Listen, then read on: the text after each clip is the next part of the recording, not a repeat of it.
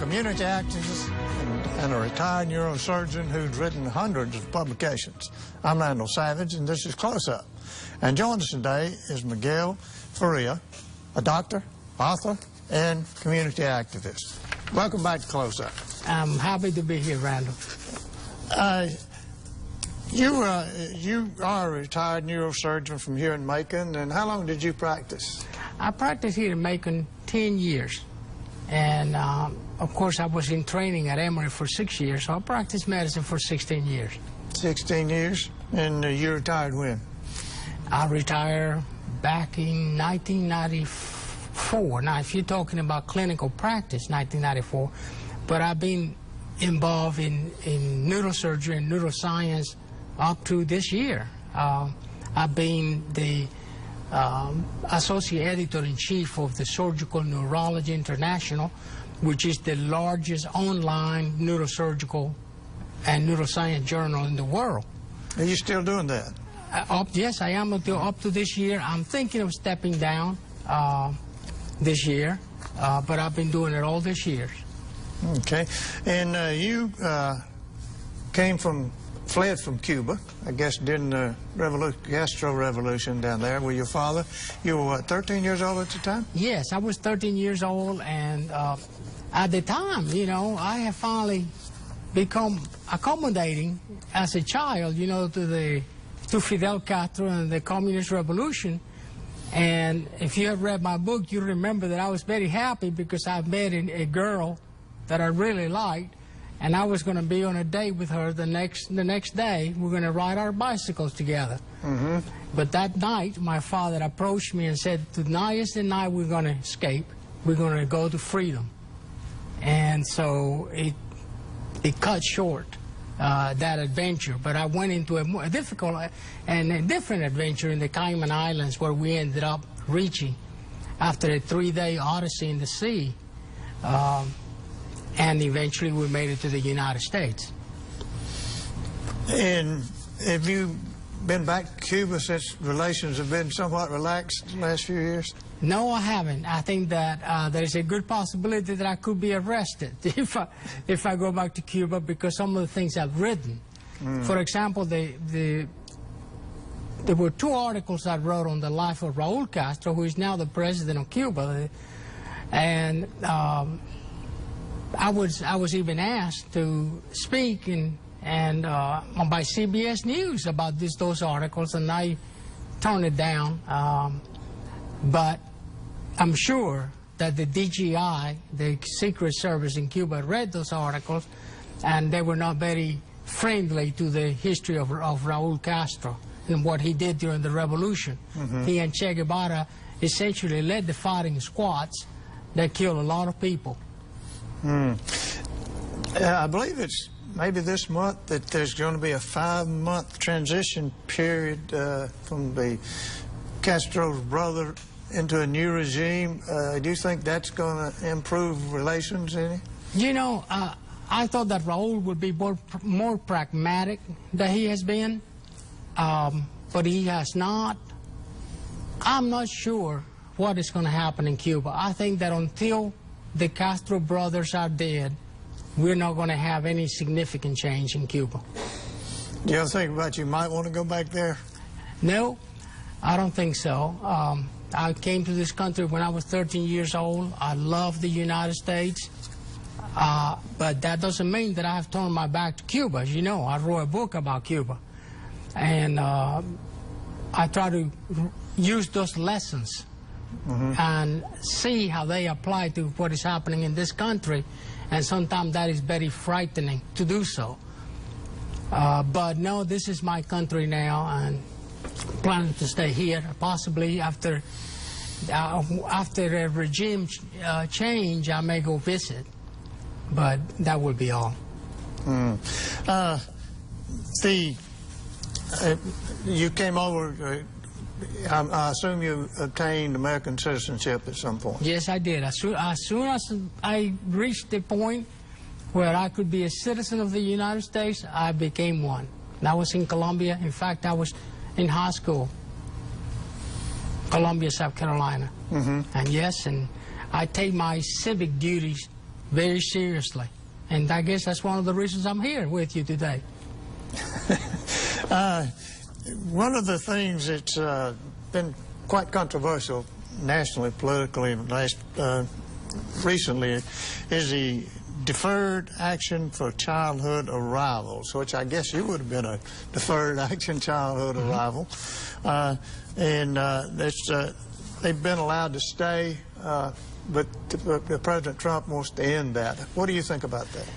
Randall, first we need to do what is best for this nation, what is best for our national security, what is best in the interest of this country. And yes, I sympathize with some of those kids who were here and under that project. But the main thing we need to do is we need to individualize. We have developed this thing that one size fits all.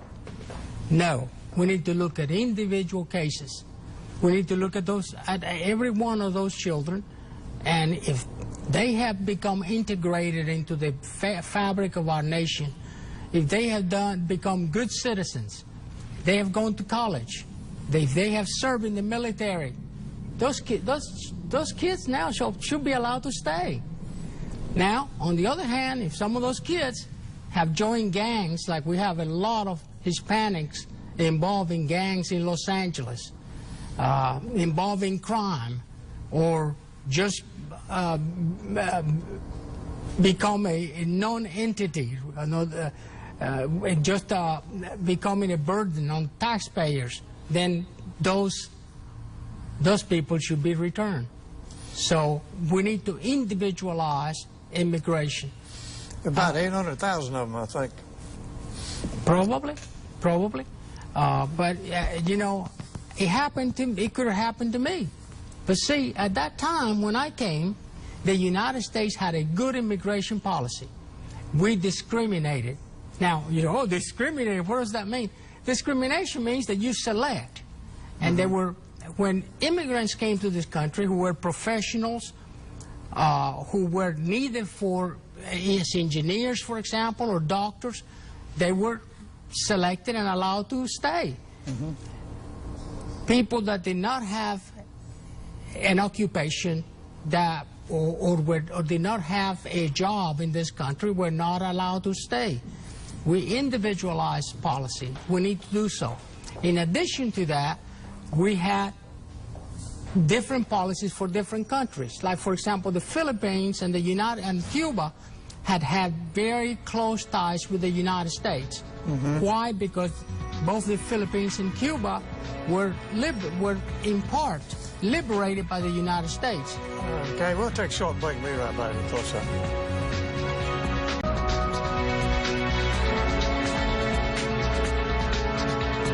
We're back with Close Up, and our guest today is Dr. Miguel Faria. He's an author and very active community activist, I guess. Immigration itself. The president has made all kind of propagations about what he hopes to do with immigration. How do you feel about immigration and the way it's being handled? Again, I think we need to do what is in the best interest of this country. And right now, we got a problem with immigration. One of the ways to solve the problem is by discriminating, selecting the people that we need and allowing them to enter this country. In the past, political refugees, especially from nations that were close to the United States, were given preference. In my own case, in 1968, Congress under Lyndon B. Johnson passed the Cuba Adjustment Act, which allowed Cubans to come to this country who were fleeing from communism. So we had preference. Well, you may say, well, Dr. Faria, you know, of course you like that. But the reality was that most Cubans were political refugees, and a lot of them have thrived in this country. They have joined the community. In fact, we have 2 Cuban-American senators in the U.S. Congress right now. Actually 3. And so we have become integrated in the community, and because we were selected. Now, it seems that we have an indiscriminate policy right now. I think that the many of the Mexican immigrants that come to this country really are doing jobs that nobody else will do. Mm-hmm. And if you find, going through the rolls, if we find immigrants that are doing migrant work, for example, in agriculture, they should be allowed to stay. If they want to stay, they should be allowed to come and work. But those that are on the welfare rolls, those who have joined inner city gangs, those who have committed crimes in the United States, they need to be prosecuted and deported. And because we need to take a hold of him, we need to control immigration. And when you first arrived in the country, well, maybe a few years after you arrived, you made a trip through Macon on the way to South Carolina, maybe. Tell us about that and how that attracted you to this town. Randall, I was just getting ready to start college, and even though my parents, we live in Columbia, South Carolina. My father was practicing medicine at the state hospital there in Columbia. But, he kept listening to the siren songs. The sirens were calling, come down to sunny Florida. So they decided to check a job in the western part of Florida. We've never been in that area of Florida. We always stay to the eastern part of Florida. And we passed through this little town. We took the interstate, and we ended up stopping in Macon. Mm-hmm. And, it was a quaint little town. I happened to see the Confederate monument that was standing there. And just about the same time that I was looking at the monument, I saw a pickup truck driven by an African-American. Was driving very slowly down 2nd Avenue. And I looked at the fender, and he said, freedom with responsibility. And that really stuck to me. Because even though at that time I already looked a little bit like a hippie, I used to wear a headband, long hair, and was already visiting the campus of the University of South Carolina. Nevertheless, I was very conservative. So that fender, with that freedom with responsibility, driven by a black man, passing right next to a Confederate monument, just stuck in my mind. And I said to myself, one day I would love to live in that city. Well, move forward, roll forward. I'm finishing my training at Emory University in neurosurgery. Dr. Stephanus and I were very good friends, and we heard that so many times from patients from Macon saying, when you finish your training here, please come down to Macon. We need more neurosurgeons in Macon. So I convinced Dr. Stephanus that we need to look at Macon, and we ended up here in Macon. So, and I will never forget that incident. And I said, what a great thing God had given me. I'm in that city where I wanted, one day, I said I wanted to live. And so I moved to Macon. I love this city. And whenever I feel that I need to step up to the plate and say whatever needs to be said, I will do so for the community. Because I'm here today with something that many other people will not do. But I am here because I love Middle Georgia. I live here for 30 years, and I want to contribute something. I want to leave Middle Georgia, when I depart this world, in a better place than when I entered it.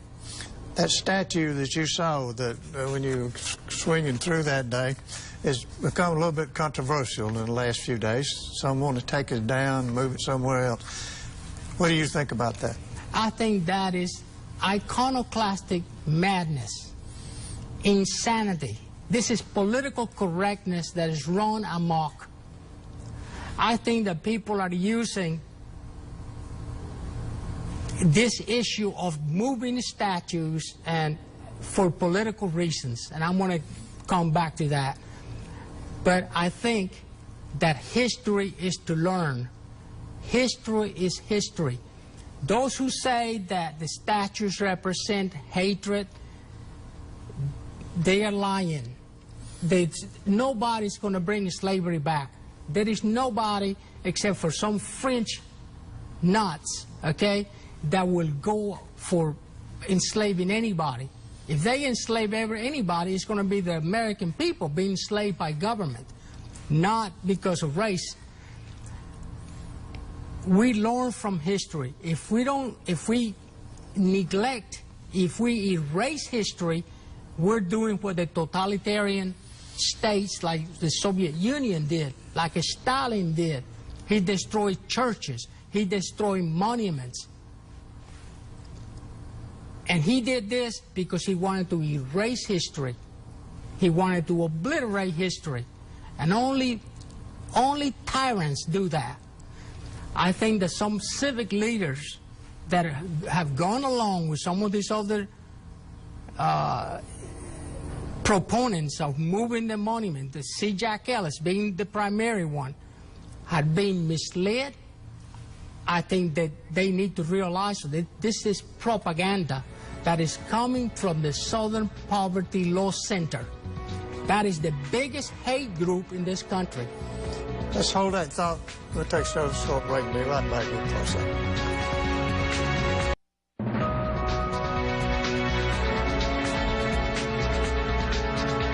We're back with Close Up, and our guest today is Dr. Miguel Faria, and he is a community activist, retired neurosurgeon, and we're talking about statues. Now, let me say something about community activists. The last time I was a community activist, I was right here with you, Randall. Yes. So basically, you're low-key, except when I'm bringing out. I'm low-key. I'm a gardener most of my time and a writer. But I was saying that there is a lot of people with good intentions in Macon that are being misled. There is a lot of propaganda, and this is propaganda of hate that is coming from the Southern Poverty Law Center.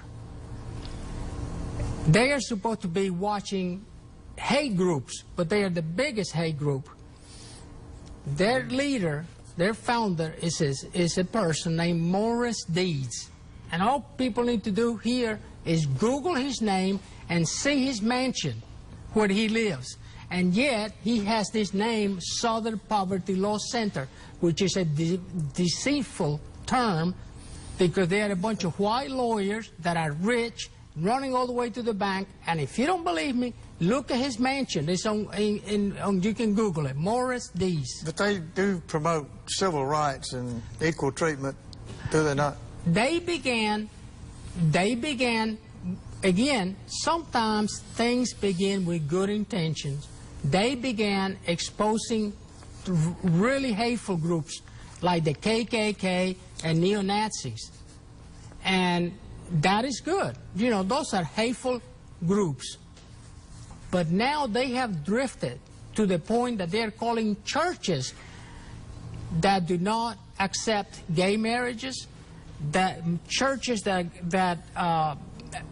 oppose abortion, they're being listed now as hate groups. They have attacked churches that do not follow the politically correct line dictated by the Southern Poverty Law Center. So if now you disagree with some of their policy, then you're a hate group. So this is how that is drifted. They are no longer the group they started, as far as I'm concerned, and they should be listed. Have you written any articles about them? I have not. I have not written about them because perhaps you just gave me a thing to write about.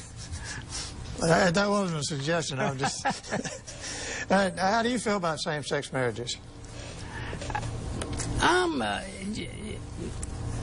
I think that if you're not affected by what somebody else do, it's hard for me to enter into things like that. I don't think that they should be considered marriages in the traditional term of religion, as a matrimony, a holy matrimony, is not a religious institution supported partnership. I think it should be a civil partnership. But I don't have a strong opinion on the subject. Politics and religion in general, do you see any places where they're comparable in today's society? Well, I think that the religion can provide ethical principles that government should follow. But I don't like to legislate morality. I think that there should be a little bit of a separation. I don't believe in theocracy. But I do believe that, for example, our Judeo-Christian tradition and legacy has provided good principles that people in government should follow. Governor's race, 2018, key issues. What do you think is going to be the key issues in that race?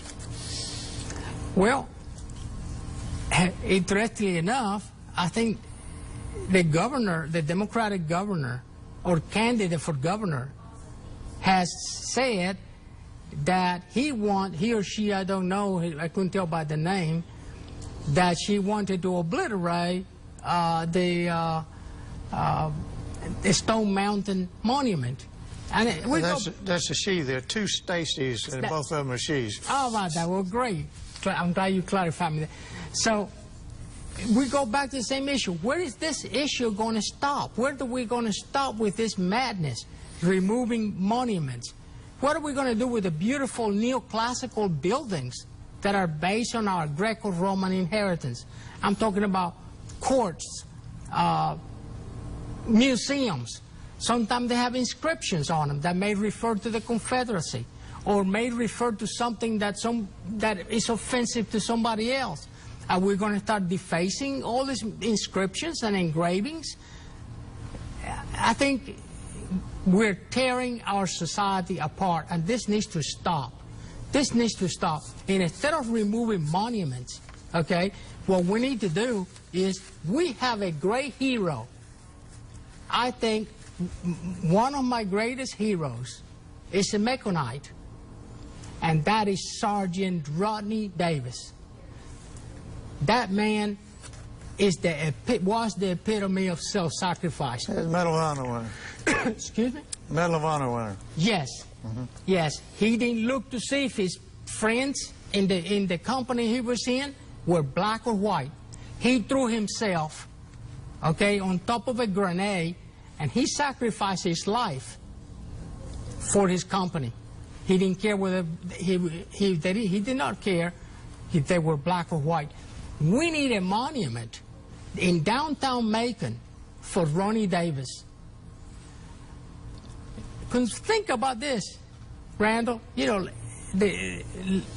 just barely 100 years after the Civil War, we have an African-American hero. To me, the greatest hero the Macon has ever had. And I wonder how many students right here in Macon, in Middle Georgia, know who Rodney Davis is. Commissioner Elaine Lucas has said, don't take anything down, but add something to it, and that's what you're proposing. I agree with that. I agree with that. And I propose that we, and my wife and I are ready to give a donation to put a monument to Rodney Davis, who fought fighting tyranny, totalitarianism. In fact, he died fighting communism. And communism is a type of totalitarianism that destroys monuments, that defaces churches, that was bent on conquering the world. And this man died in the epitome of self-sacrifice. I think we need unity in Macon. We need real reconciliation. We don't do that by tearing monuments that represent the legacy of other people.